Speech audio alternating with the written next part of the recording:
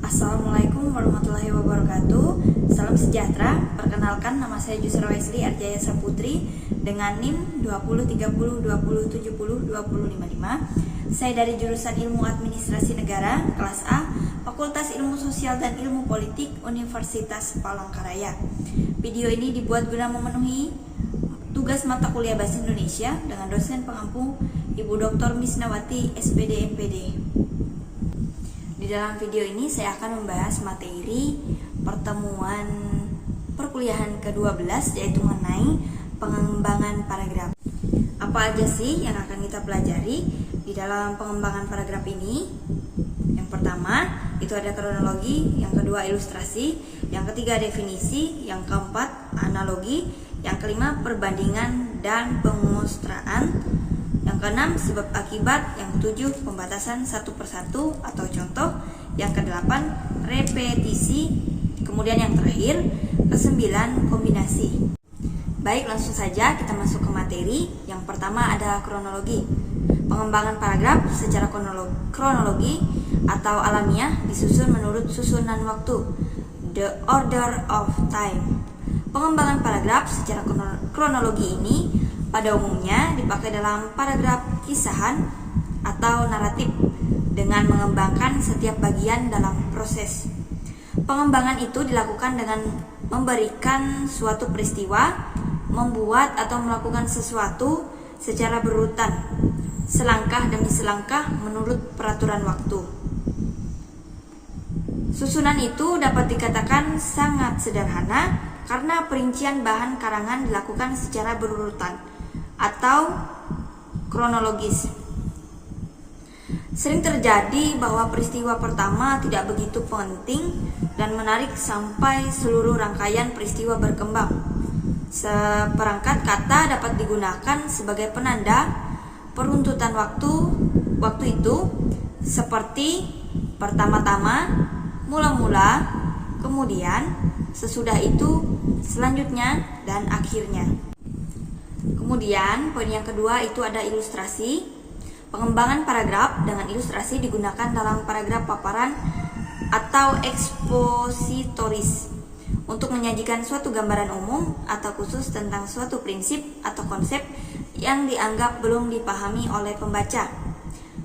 Pengembangan paragraf ini bisa digunakan oleh penulis yang ingin memaparkan sesuatu yang ditangkap oleh indera penglihatan dengan mengambil posisi tertentu.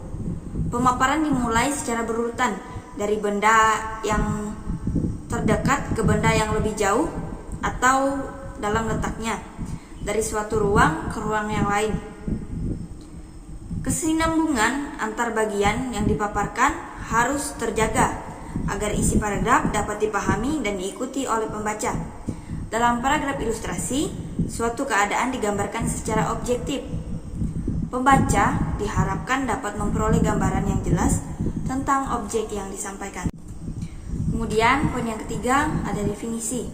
Pengembangan paragraf ini digunakan apabila seseorang penulis bermaksud menjelaskan suatu istilah yang mengandung suatu konsep dengan tujuan agar pembaca memperoleh pengertian yang jelas dan mapan mengenai hal itu. Istilah dalam kalimat topik dikembangkan dan dijelaskan dalam kalimat penjelas. Untuk memberikan batasan yang lebar dalam beberapa kalimat, bahkan dapat mencapai beberapa paragraf. Dalam hal itu, prinsip kesatuan dan kepaduan dalam paragraf harus tetap terjaga. Definisi merupakan persyaratan yang tepat mengenai arti suatu kata atau konsep. Definisi yang baik akan menunjukkan batasan-batasan pengertian suatu kata secara tepat dan jelas. Dalam pola ini, pikiran utama yang mengawali paragraf dikembangkan dengan memberikan definisi dari istilah inti dalam pikiran utama. Pengembangan selanjutnya adalah dengan menguraikan hal-hal yang dapat menjelaskan definisi itu. Kemudian poin yang keempat, analogi. Pengembangan paragraf secara analogi merupakan pengembangan paragraf dengan ilustrasi yang khusus. Dalam pengembangan ini diberikan suatu contoh gambaran yang berbeda tetapi mempunyai kesamaan, baik bentuk maupun fungsi. Untuk menjelaskan kepada pembaca tentang sesuatu yang tidak dipahami dengan baik, Pengembangan dengan analogi ini biasanya digunakan untuk membandingkan sesuatu yang tidak atau kurang dikenal dengan sesuatu yang dikenal baik oleh umum. Tujuannya adalah untuk menjelaskan informasi yang kurang dikenal. Pengembangan paragraf dengan menganalogikan sesuatu dengan benda yang sudah diketahui oleh umum dapat mempermudah pembaca membayangkan objek yang dilukiskan itu. Penganalogian itu dapat membantu menanamkan kesan terhadap tokoh yang dilukiskan. Kemudian, poin yang kelima, perbandingan dan pengontrasan. Untuk memperjelas paparan, kadang-kadang penulis membandingkan atau mempertentangkan hal-hal yang dibicarakan. Penulis berusaha menunjukkan persamaan dan perbedaan antara dua hal yang dapat dibandingkan atau dipertentangkan. Adalah dua hal yang tingkatnya sama. Kedua hal itu mempunyai persamaan dan perbedaan. Perbandingan dan pengontrasan atau pertentangan merupakan suatu cara yang digunakan pengarang untuk menunjukkan kesamaan atau perbedaan antara dua orang, objek atau gagasan yang bertolak dari segi-segi tertentu. Dalam pengembangan paragraf ini, pembandingan digunakan untuk membandingkan dua unsur atau lebih yang dianggap sudah dikenal oleh pembaca. Di suatu pihak memiliki kesamaan, sedangkan di pihak lain mempunyai perbedaan. Pengembangan paragraf dengan pengontrasan bertolak dari adanya dua unsur atau lebih. Keduanya sudah pasti berbeda, jauh, dan tidak sama. Pengembangan paragraf yang menunjukkan perbandingan pada umumnya ditandai dengan kata-kata seperti serupa dengan, seperti halnya, demikian juga, sama dengan, sejalan dengan, dan sementara itu.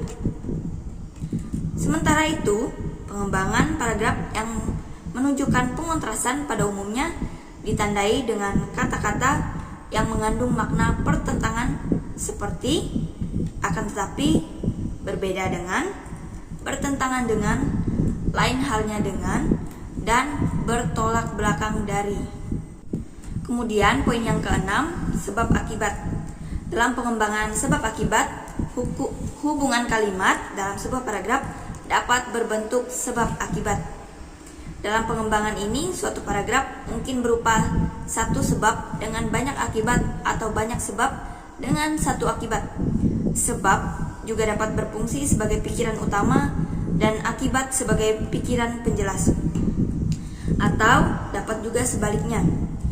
Jika akibat merupakan pikiran utama, untuk dapat memahaminya, perlu dikemukakan sejumlah penyebab sebagai perinciannya. Sebab akibat sebagai pikiran utama dapat ditempatkan pada bagian permulaan atau bagian akhir paragraf. Pengembangan ini dipakai dalam tulisan ilmiah atau keteknikan untuk berbagai keperluan. Antara lain, yang pertama, untuk mengemukakan alasan yang masuk akal. Kemudian yang kedua, memberikan suatu proses. Yang ketiga, menerangkan mengapa sesuatu terjadi demikian. Dan yang keempat, meramalkan runtutan peristiwa yang akan datang. Oke, next, sekarang yang ketujuh, pembatasan satu persatu atau contoh. Sebuah generasi yang terlalu umum sifatnya harus diuraikan dengan penjelasan. Agar dapat memberikan penjelasan kepada pembaca, kadang-kadang penulis memerlukan contoh-contoh yang konkret. Pengembangan paragraf dengan pembatasan satu persatu adalah contoh kalimat yang digunakan untuk memberikan penjelasan kepada pembaca karena gagasan utama kalimat topik masih dianggap terlalu umum sifatnya. Dalam kalimat penjelas, gagasan utama dalam kalimat topik itu diuraikan dengan memberikan contoh-contoh konkret. Dalam pengembangan paragraf ini, pikiran utama dikembangkan dengan jelas yang berupa contoh. Contoh itu kemudian diuraikan dengan berbagai keterangan yang dapat memperjelasnya. Dengan contoh yang diuraikan, dengan penjelas-penjelas itu, pembaca dapat lebih mudah memahami isi paragraf. Sumber pengalaman sangat efektif untuk dijadikan contoh, tetapi sebuah contoh sama sekali tidak berfungsi untuk membuktikan pendapat seseorang. Contoh, dipakai sekedar untuk menjelaskan maksud penulis. Sekarang bagian yang ke-8 yaitu repetisi. Pengembangan paragraf dengan pengulangan sering digunakan untuk mengingatkan kembali kepada pokok gagasan dan menguatkan pokok bahasanya. Pokok bahasan yang dikemukakan pada awal paragraf diulangi pada akhir paragraf.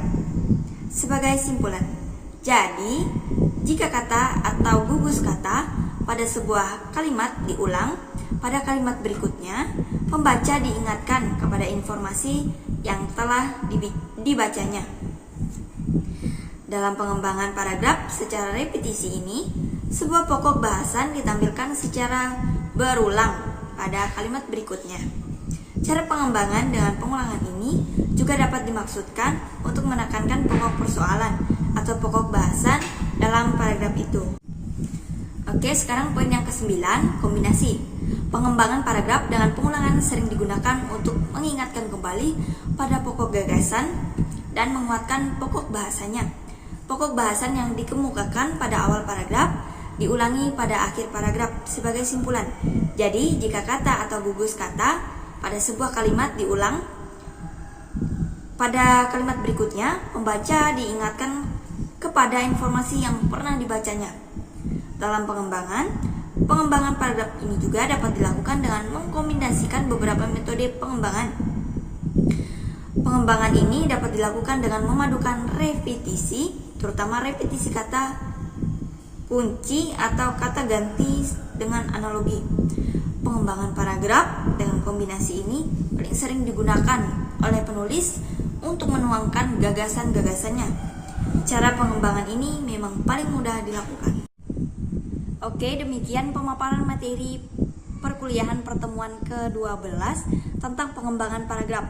Semoga video ini bermanfaat bagi kita semua. Terima kasih.